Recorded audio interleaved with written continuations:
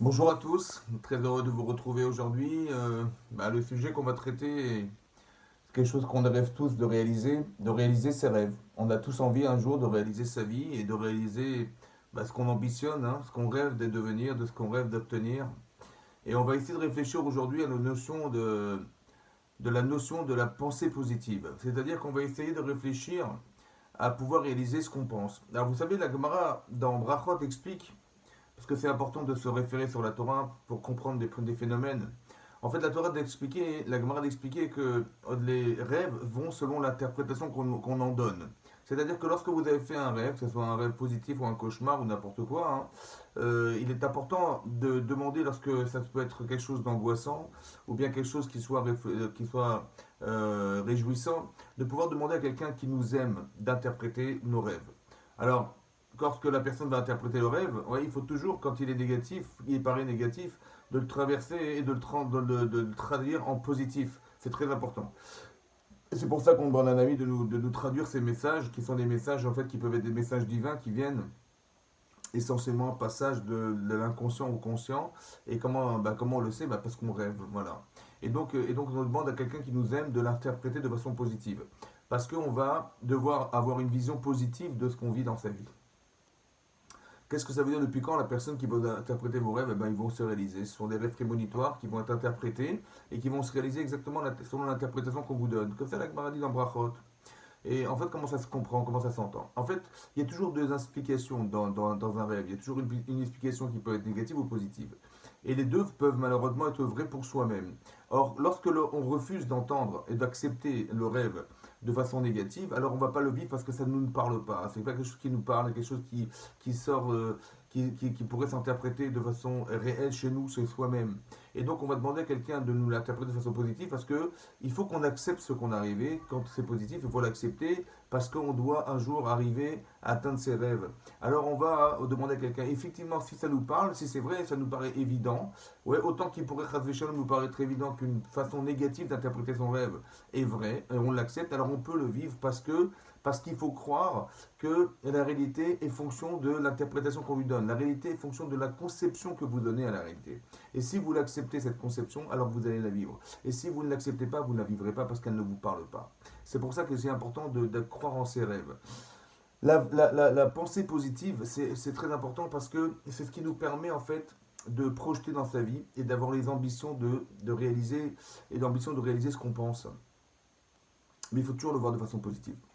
Et malheureusement, des fois, on a des traits de caractère qui ne sont pas adaptés à la réalité.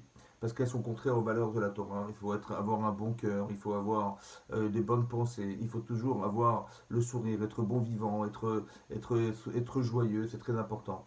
Parce que vous allez vous rendre compte que quelqu'un qui est malheureux dans sa vie, il est malheureux dans sa tête et malheureux dans son interprétation de sa propre vie. On peut tomber dans des traumatismes profonds parce qu'on ne croit pas au bonheur, on ne croit pas à ce que Hachem nous envoie comme étant quelque chose de façon positive, même que lorsque ce sont des choses qui sont dures à vivre, elles ont été créées pour remettre en question la personne.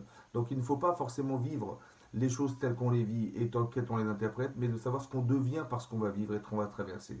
Ce que vous devenez est plus important que ce que vous êtes. Ce que vous allez devenir, c'est des gens qui ont retiré des leçons de nos vies.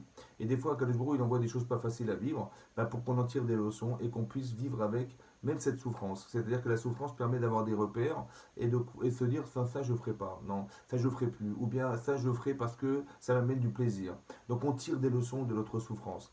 Ça s'appelle Et Mevarer à la Ra'a. De bénir Hachem même sur le mal. En fait, il n'y a pas de mal. C'est simplement ce que l'on vit est mal, mais ce que l'on devient est bien. Et c'est pour ça qu'on doit toujours avoir des valeurs positives dans sa vie et des pensées positives.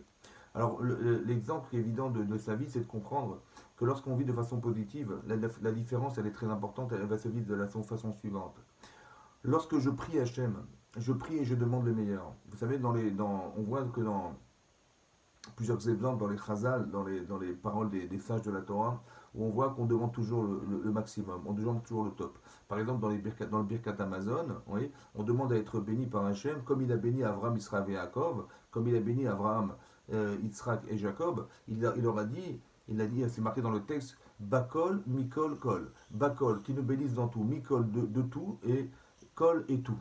On demande tout. On demande comme Hachem il a béni Abraham. Vous imaginez qu'Abraham il était la bénédiction de toutes les familles de la terre. On demande comme Abraham, comme Yitzhak, comme Yaakov. Tout ce qu'Hachem a gratifié les Havot, on demande la même chose pour soi-même. Bakol, Mikol, Kol. De tout, dans tout et pour tout. C'est intéressant de voir que des gens aux yeux des Chachamim, on demande tout. C'est marqué dans les Teilim, Achev picha vamaleu. Élargis ta bouche et je la remplirai. Il suffit que tu ouvres ta bouche et Hachem la remplit. Ça veut dire que si tu es demandeur, Hachem te donne.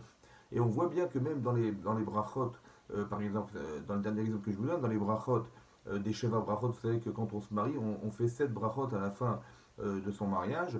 Et dans ces brachot, il est marqué notamment qu'on demande à Kadosh Baruch Hu une bracha. Samer te samach, réjouir, tu es réjouiras. Re'im aouvim, ces fameux amoureux qui s'aiment, qui s'aiment, en fait, qui sont aimés, qui sont le couple, en fait. Kesamechacha yetirecha, quand tu as comme tu as réjoui tes créatures, Began Eden Mikedem, dans le Gan Eden, dans le jardin d'Eden.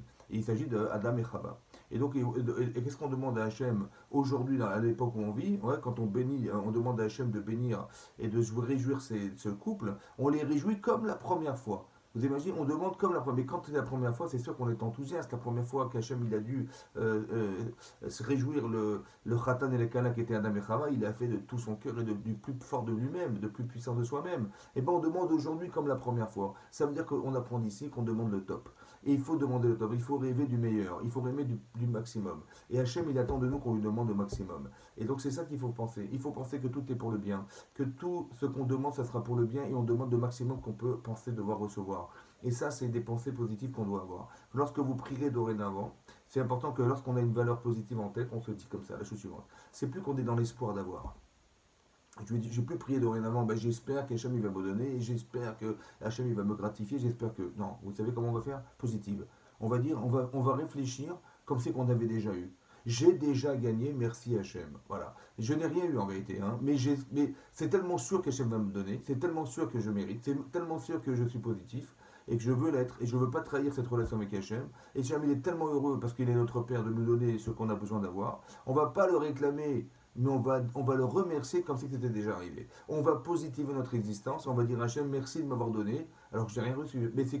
Mais j'ai la satisfaction de quelqu'un qui l'a déjà reçu. Et lorsque je lui demande, je lui dis mais je suis sûr que tu vas me donner. Donc je n'ai pas besoin de te le demander, j'ai besoin simplement de te remercier de m'avoir donné. Et cette valeur positive qu'on a dans sa vie, elle change toute notre vie. Et elle change de façon virulente parce que lorsqu'on est positif dans sa vie, eh ben, on aime les gens, on aime Hachem, on est dans une approche complètement différente de quelqu'un qui est toujours anxieux, quelqu'un qui est toujours sceptique, et toujours quelqu'un qui doute de tout. D'accord? C'est l'inverse en fait. Ce qui nous détruit, ce sont nos doutes, et ce qui nous rend heureux, c'est les valeurs positives qu'on doit développer dans sa vie. Donc ce que je souhaite, c'est qu'on soit tout le temps dans des valeurs positives, dans des pensées positives, et d'arriver un jour à réaliser ses rêves. Merci de m'avoir écouté. Au revoir.